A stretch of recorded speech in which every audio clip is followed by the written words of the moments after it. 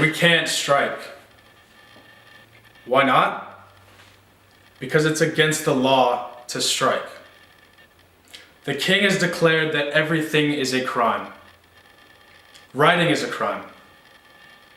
2 weeks ago, the police destroyed the Galaxy, the writer's newspaper. They smashed the presses. They burned over 2,000 newspapers, but this did not satisfy the king. 3 days ago at a student meeting, a peaceful meeting, the police disbanded and arrested 2 of my friends.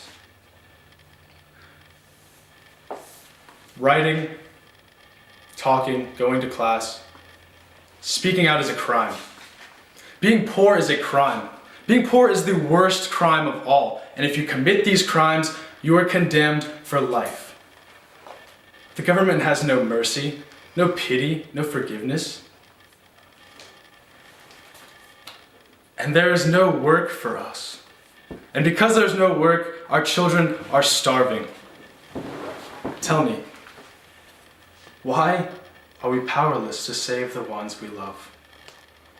You all know, tell me, why? The king has betrayed us. We were promised the vote. Do we have it? Do we have the vote? Where is the republic that our fathers died for? It is here. It lives in our heads, and most of all, best of all, it lives in our hearts. In our hearts, we are the republic. Marcus arrives at the Hartwell residence. Scene begins with Chris letting him in. Is there a Christmas scene? I'm sorry. Oh, yes. Yep. You must be Marcus? I am. They sit at the kitchen table where it is evident that Amber and Chris were having coffee. Amber prepares a cup for Marcus as he and Chris begin discussing Jennifer's disappearance. Amber told me briefly about the situation. Tell me about Jennifer's circle of friends, the people she encountered over the past week or so. Well, she's been getting really busy with her designs. Well, she's been really busy getting her designs together. I don't want to bring that up. Well, she's been really busy getting her designs together for a big pitch at work. She's an architect. Amber can tell you more about the people she and Jennifer work with. As far as her personal life goes, it's just been me and Amber for the last couple of weeks.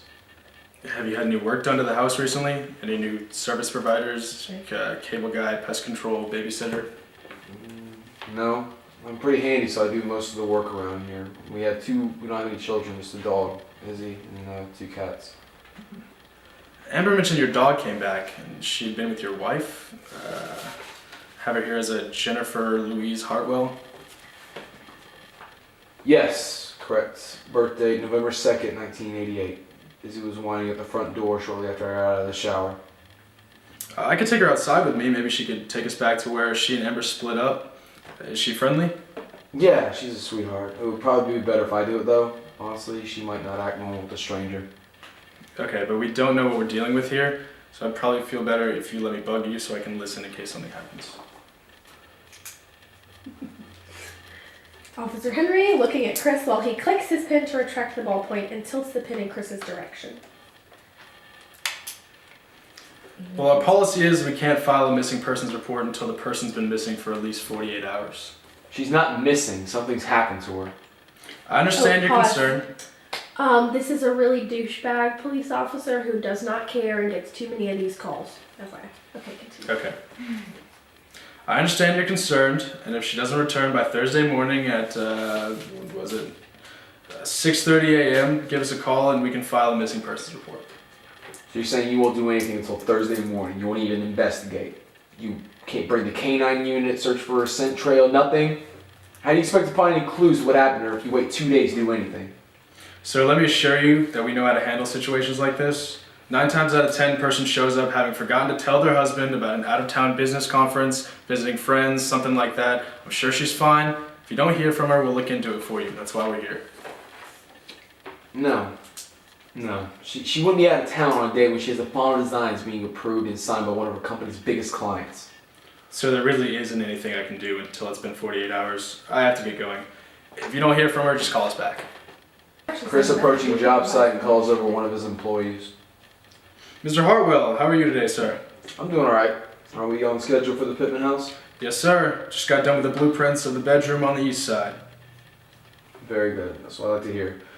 Keep up the hard work. I'll check back with you tomorrow morning. I've got to go look at some other sites. Sounds good, sir. Talk to you tomorrow. What's up, Danny? Can I get an ETA on that Grand Prix? That lady's driving me crazy in the waiting area. Asked when it would be done like every 5 minutes. Still waiting on parts. She needs that window switch replaced. That's why our windows aren't working. She's been known for their electrical issues. She needs a new tire on the left rear too. That air bubble's dangerous. Are you serious? Great. Can't wait to tell her. She's so excited to pay for the windows since she came in for just an oil change. Well, this is why we have you to get the work sold. Yeah, well, you haven't met this lady. Let me go talk to her. I'll be right back, man. You must be Chris. Yeah, and I take it you're Danny? Heard a lot about you, man. Oh, nothing too bad, I hope. Of course. Unless there's something I should know. Like, you're not a serial killer, right? Hey, Danny, get in here. I got you taken care of. Let's just come finish the paperwork. Nice finally meeting you, boss. I gotta go. Nice.